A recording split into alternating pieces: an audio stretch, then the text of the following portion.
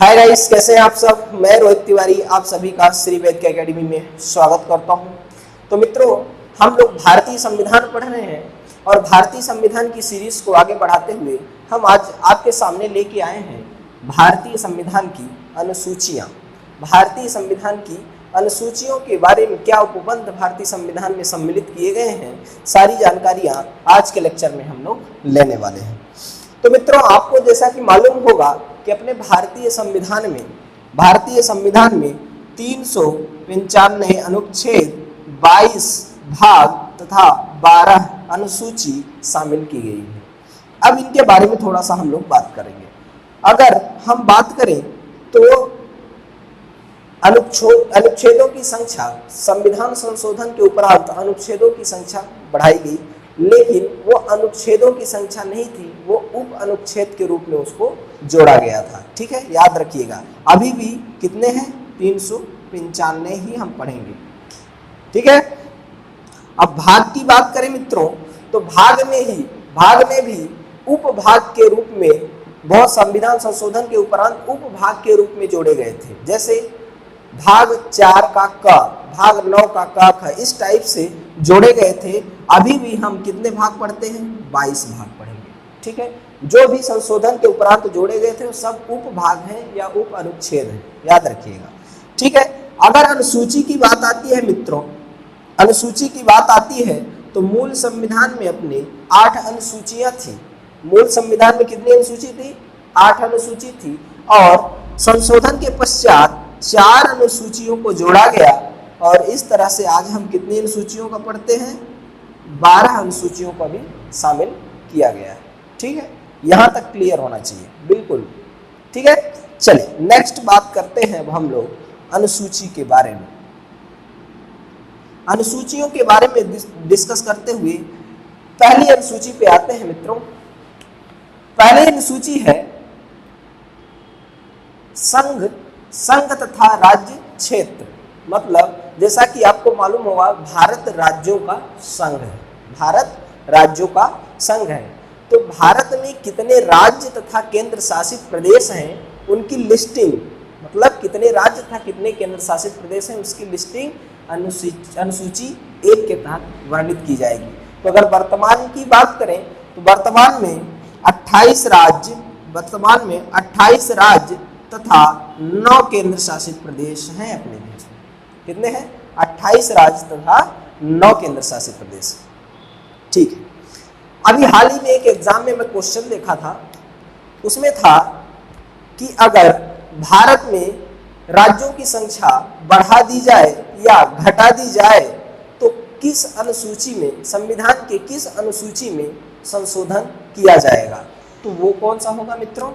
अनुसूची क्रमांक 1, क्योंकि इसमें भारत के राज्यों तथा केंद्र शासित प्रदेशों की लिस्टिंग की जाती है कि भारत में कितने राज्य हैं तथा कितने केंद्र शासित प्रदेश हैं। इसलिए भारत में राज्य अगर बढ़ाए जाते हैं या घटाए जाते हैं तो कौन सी अनुसूची में संशोधन होगा? तो अनुसूची क्रमांक 1 में। क्लियर? ठीक है। चलिए अब नेक्स्ट अनुसूची की बात करते हैं मित्रों। अनुसूची क्रमांक 2। अनुसूची क्रमांक 2 क्या कहता है? अनुसूची क्रमांक 2 और 3 को हम लोग कोरिलेट करके पढ़ेंगे। अनुसूची क्रमांक 2 और अनुसूची क्रमांक 3 को। ठीक है। तो अनुसूची क्रमांक 2 कहता है संवैधानिक पद हेतु वेतन भत्ते। जो भारत के जो संवैधानिक पद हैं, जैसे राष्ट्रपति, उपराष्ट्रपति, लोकसभा अध्यक्ष, CAG, है ना, ऐसे जो चीफ जस्टिस ऑफ इंडिया, ऐसे जो संवैधानिक पद हैं, उनके वेतन तथा भत्तों से संबंधित उपबंध हमारे भारतीय संविधान के अनुसूची 2 में सम्मिलित किया गया है। अनुसूची क्रमांक 2 में सम्मिलित किया गया है। ठीक है। चलिए नेक्स्ट की बात करें तो अनुसूची 2 में संवैधानिक पदों के वेतन भत्तों से संबंधित है। तो अनुसूची 3 कहती है कि संवैधानिक पद हेतु शपथ ग्रहण, संवैधानिक पदों का जो शपथ ग्रहण का उपबंध है वो हमको कहाँ मिलता है? अनुसूची क्रमांक 3 में। ठीक है।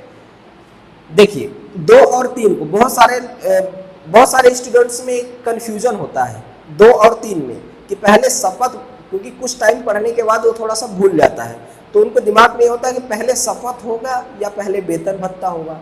तो दिमाग में रखना है, एक एग्जाम्पल देता हूँ, उसके थ्रू आप अच्छे से लंबे समय तक याद कर रख सकते हैं। जैसे मैं अगर कहीं जॉब करने जाता हूँ तो मैं पहले सबसे पहले क्या पूछूंगा कि भाई मेरा वेतन क्या होगा, मेरा वेतन सैलरी क्या होगा। सैलरी के बाद फिर मैं उनका काम जो होगा उसका कार्यभार संभालूंगा। ठीक है, तो पहले सैलरी फिर कार्यभार, मतलब पहले वेतन फिर शपथ।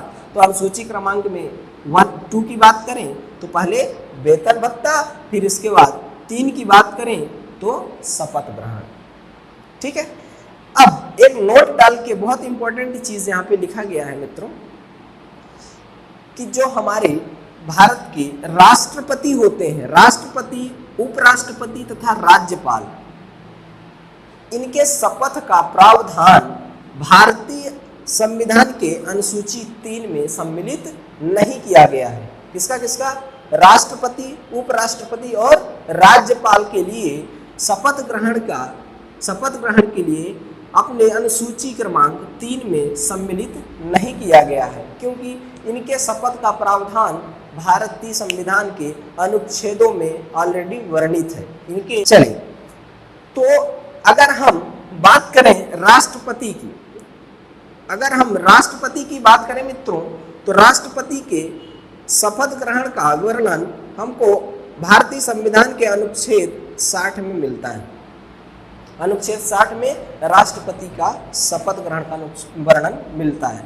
अगर उपराष्ट्रपति की बात करें मित्रों, तो उपराष्ट्रपति के शपथ का वर्णन आर्टिकल 69 अनुच्छेद 69 के अंतर्गत वर्णित है।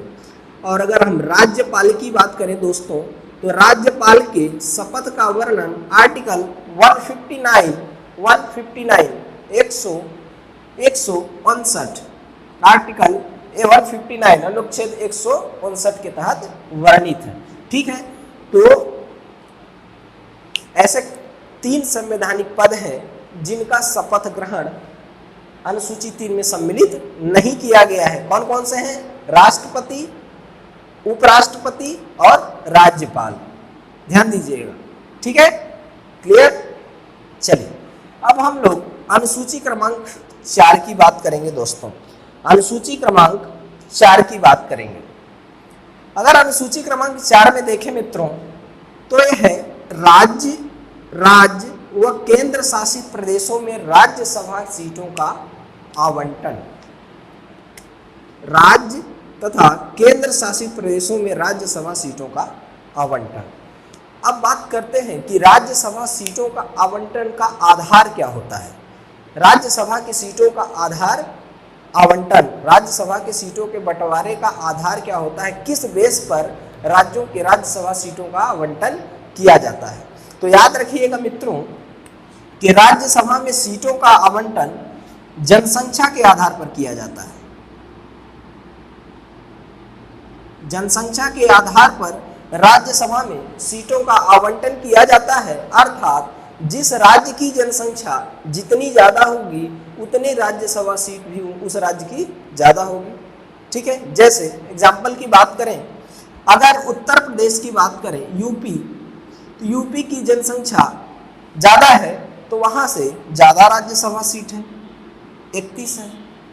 ठीक है, अगर मध्य प्रदेश की बात करें तो मध्य प्रदेश में जनसंख्या यूपी से कम है तो यूपी से कम राज्यसभा सीट भी होंगी, अर्थात कितनी है?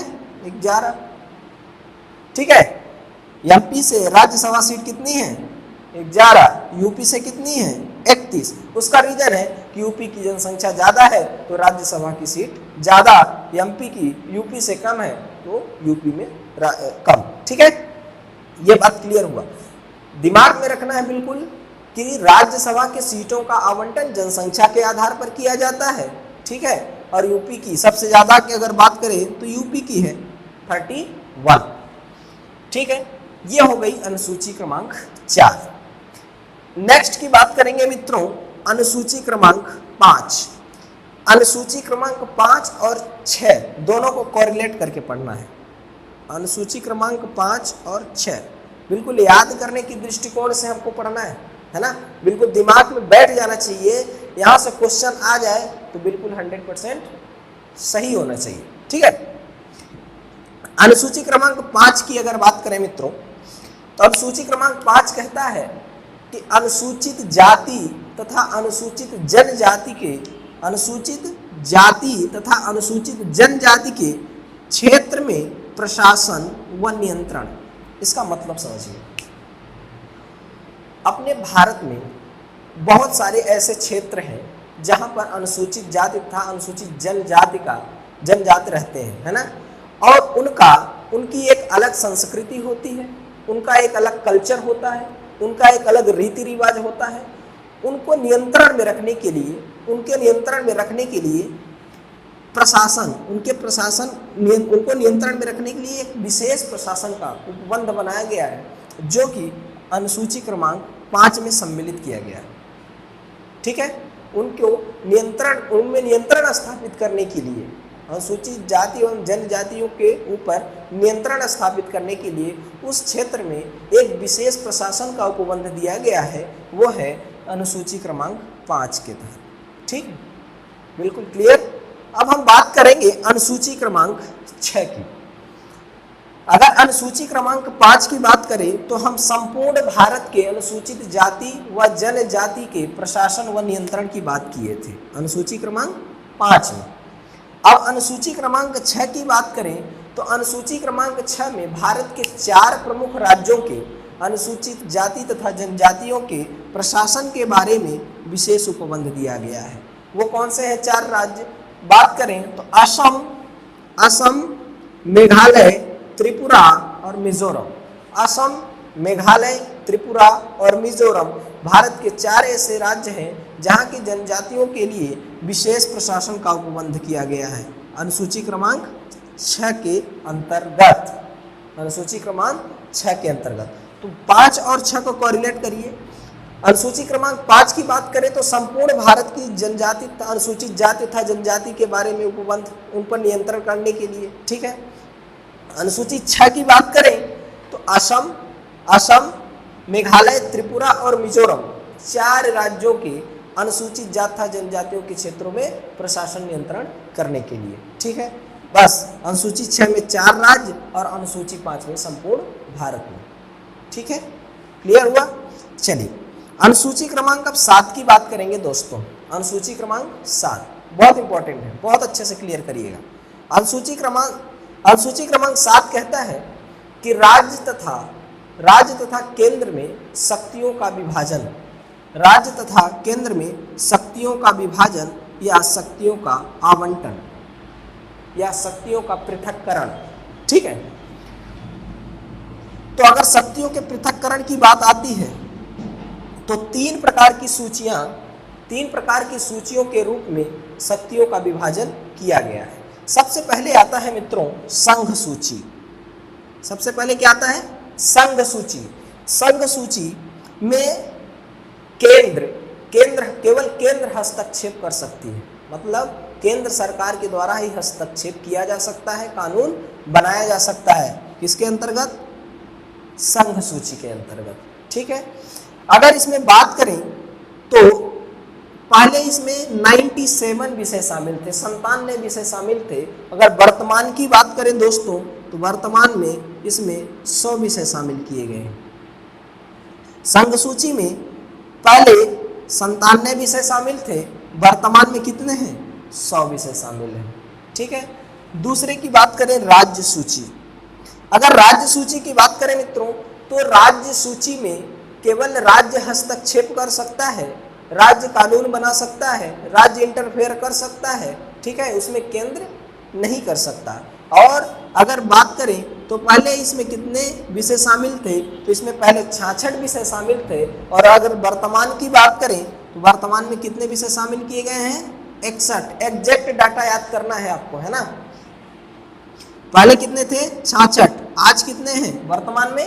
61 राज्य सूची में। अब आता है नेक्स्ट समवर्ती सूची। समवर्ती सूची, समवर्ती सूची की बात करें मित्रों तो समवर्ती सूची में केंद्र तथा राज्य दोनों हस्तक्षेप कर सकते हैं। केंद्र तथा राज्य दोनों हस्तक्षेप कर सकते हैं और इसमें पहले 97 विषय शामिल थे। अगर वर्तमान की बात करें तो इसमें कितने हैं? 52 विषय शामिल है, 52। कुछ उदाहरण के थ्रू बात करें कि अगर समवर्ती सूची की बात करें तो समवर्ती सूची में जैसे शिक्षा विभाग में केंद्र सरकार भी इंटरफेयर कर सकती है, केंद्र सरकार भी कोई कानून ला सकती है और राज्य सरकार भी ला सकती है। तो समवर्ती सूची के अंदर जैसे शिक्षा विभाग। राज्य सूची की अगर बात करें तो राज्य सूची में मित्रों जैसे कृषि हो गया, लोक स्वास्थ्य केंद्र हो गया, ऐसे जो सब्जेक्ट हैं, ऐसे जो विषय हैं उसमें राज्य सूची के अंतर्गत आते हैं। अगर संघ सूची की बात करें दोस्तों तो संघ सूची में जैसे सेना हो गया, डाक हो गया, रेलवे हो गया, इस सब में संघ सूची के अंतर्गत आता है। ठीक है, क्लियर हुआ? ये हो गया वर्तमान का डेटा है आपका, ये वर्तमान डेटा है और ये पहले का डेटा है। ठीक है, वर्तमान में अगर संघ, ध्यान से समझ लीजिए, बहुत अच्छे से एग्जैक्ट डेटा याद करना है आपको। संघ सूची में पहले कितने विषय थे? 97, अब कितने हैं? 100। ठीक है, राज्य सूची की अगर बात करें तो राज्य सूची में पहले कितने थे? 66, अब कितने हैं? 61। अगर समवर्ती सूची की बात करें तो पहले कितने थे? 47, अब कितने हैं? 52। ठीक है, एग्जैक्ट याद करना। ठीक है, इस तरह से हम लोग अनुसूची क्रमांक 7 को देख लिया। ठीक है, शक्तियों का विभाजन हो गया। नेक्स्ट की बात करेंगे मित्रों अनुसूची क्रमांक 8। अनुसूची क्रमांक 8,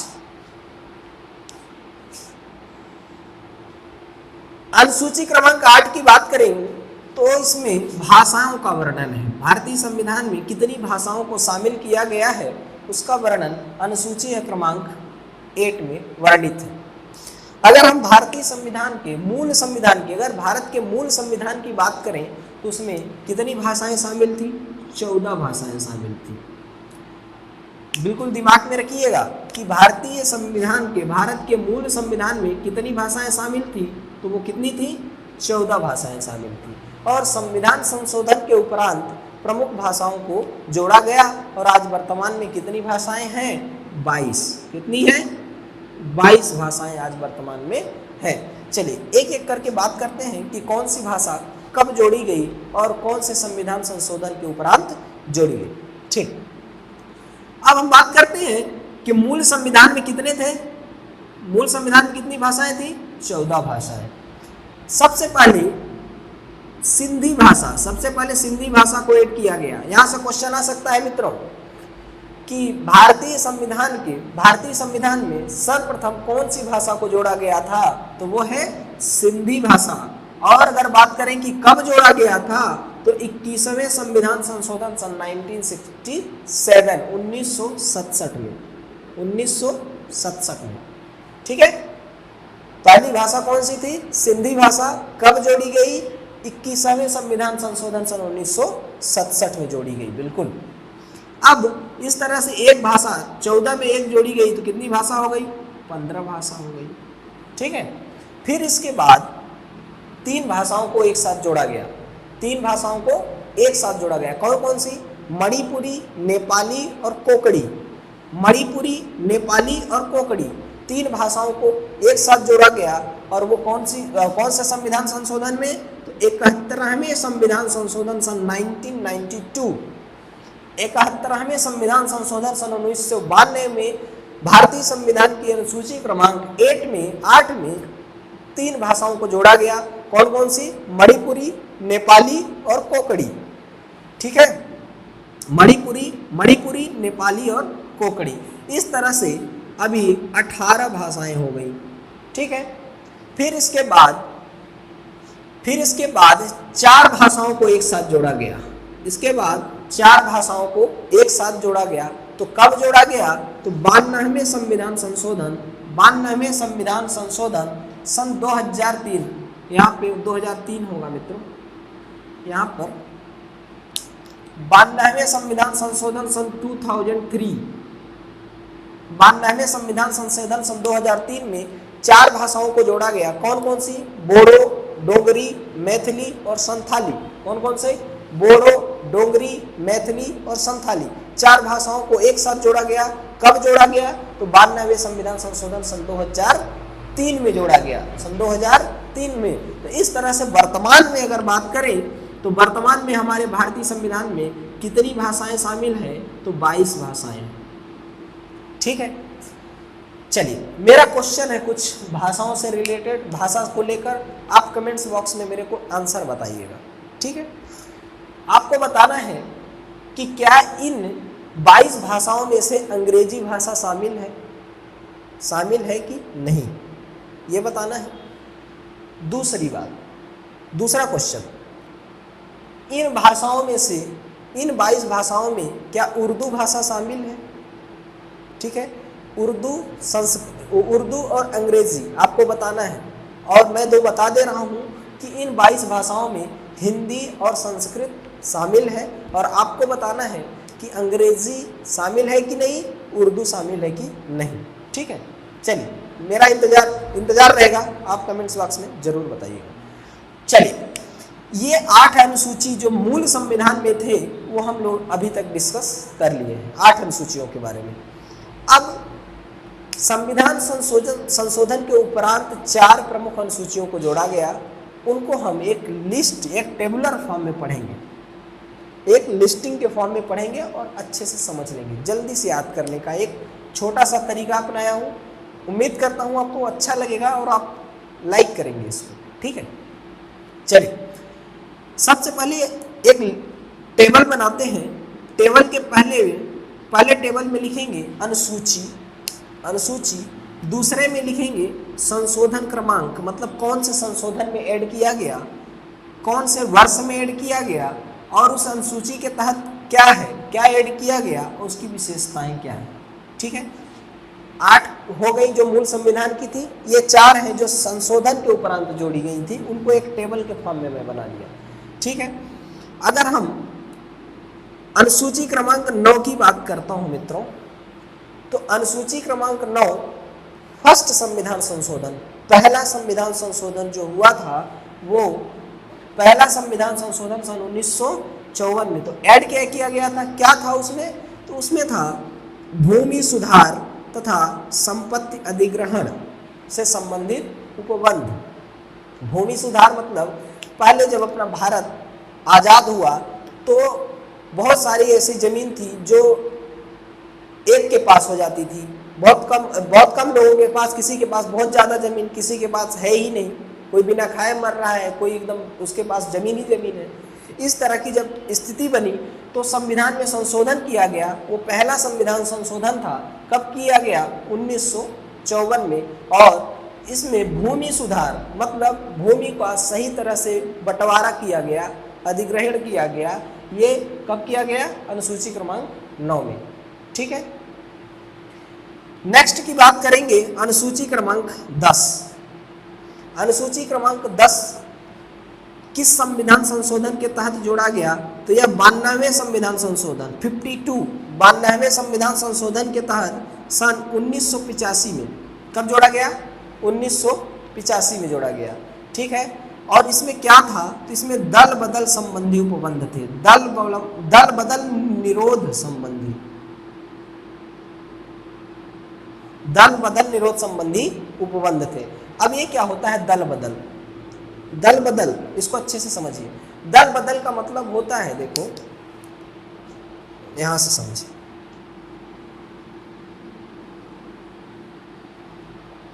दल बदल से मतलब है कि दो पार्टी हैं और दोनों पार्टी से कोई सदस्य, एक पार्टी से कोई सदस्य लड़ता है और वो चुनाव जीत जाता है, लेकिन किसी कारणवश उस पार्टी का सरकार नहीं बन पाती, उस पार्टी की सरकार नहीं बन पाती, और जो वो बंदा जो जीता हुआ है चुनाव, वो जीती हुई पार्टी में, सत्ता पार्टी में चला जाता है, मतलब दल बदल कर लेता है, सत्ता पार्टी में मिल जाता है। तो ऐसे उपबंध का विरोध करने के लिए यह संविधान संशोधन हुआ। कब? 1985 में और अनुसूची 10 के तहत में इसको भारतीय संविधान में जोड़ा गया। अगर ऐसा कोई बंदा करता है, कोई प्रतिनिधित्व करता है, तो उसकी सदस्यता रद्द की जा सकती है। ठीक है, ये अनुसूची क्रमांक 10 में सन 1985 में भारतीय संविधान में जोड़ा गया। ठीक है, अब हम आगे की बात करेंगे अनुसूची क्रमांक 11। ये दोनों अनुसूचियां बहुत इंपॉर्टेंट हैं। आने वाले हर एक एग्जाम में कहीं ना कहीं इन दोनों अनुसूचियों का जिक्र मिलेगा आपको। इन दोनों अनुसूचियों से रिलेटेड क्वेश्चन आपको देखने को मिलेगा। अनुसूची क्रमांक 11 की बात करें मित्रों, तो अनुसूची क्रमांक 11 73वें संविधान संशोधन सन 92 में 73वें संविधान संशोधन सन 92 में अनुसूची क्रमांक 11 को जोड़ा गया। इसमें क्या था? इसमें पंचायती राज व्यवस्था को पूर्ण दर्जा दिया गया। कब? संविधान संशोधन सन 1992 में। जिस तरह से यहाँ पर संघ को 100 विषय दिए गए हैं, राज्य को 61 विषय दिए गए हैं, समवर्ती में 52 विषय दिए गए हैं, इसी तरह से पंचायती राज को भी कितने विषय दिए गए हैं? 29 विषय दिए गए हैं। कितने? 29। ठीक है, चलिए नेक्स्ट की बात करेंगे मित्रों, अनुसूची क्रमांक 12। अनुसूची क्रमांक 12 की बात करें तो यह 74वें संविधान संशोधन 1992, दोनों एक साथ ही हुए थे। ठीक है, 74वें संविधान संशोधन सन 1992 में इसको ऐड किया गया था। इसमें क्या था? तो इसमें नगर प्रशासन से संबंधित उपबंध थे। नगर प्रशासन मतलब नगर पालिका, नगर निगम, इससे संबंधित उपबंध थे। और इसको कितने विषय प्रदान किए गए थे? तो इसको 18 सब्जेक्ट, 18 कार्य क्षेत्र नगर प्रशासन के अंतर्गत रखे गए थे। चलिए, अगर हम बात करें कि जब 11वीं और 12वीं अनुसूची का संविधान संशोधन हुआ था, तब प्रधानमंत्री कौन था? पीएम कौन थे? तो पीवी नरसिम्हा राव। कौन था? 11-12 में थे पीवी नरसिम्हा राव।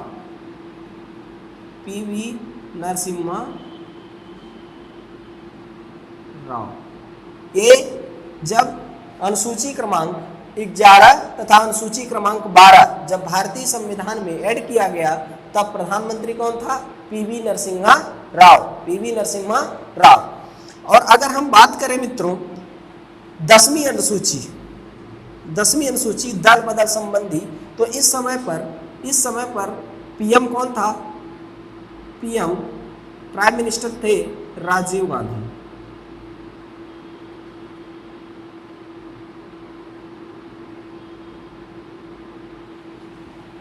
दसवीं अनुसूची को जब भारतीय संविधान की अनुसूची क्रमांक 10 के रूप में शामिल किया गया, तो उस समय पर पीएम कौन था? राजीव गांधी। और 11वीं और 12वीं अनुसूची जब भारतीय संविधान में शामिल की गई, उस समय पर पीएम कौन था? Prime minister PV Narasimha Rao. ठीक है, तो ये था आपका आज भारतीय संविधान की अनुसूचियां। भारतीय संविधान की अनुसूचियों के बारे में हम लोग आज अच्छे से क्लियर किए, डिस्कस किए। उम्मीद करता हूँ कि आपको अच्छा लगेगा। आप लाइक करके, सब्सक्राइब करके और कमेंट्स करके एक बार मेरे को ज़रूर बताइए कि हाँ बहुत अच्छा लगा सर, और आगे करिए। ठीक है, जय हिंद।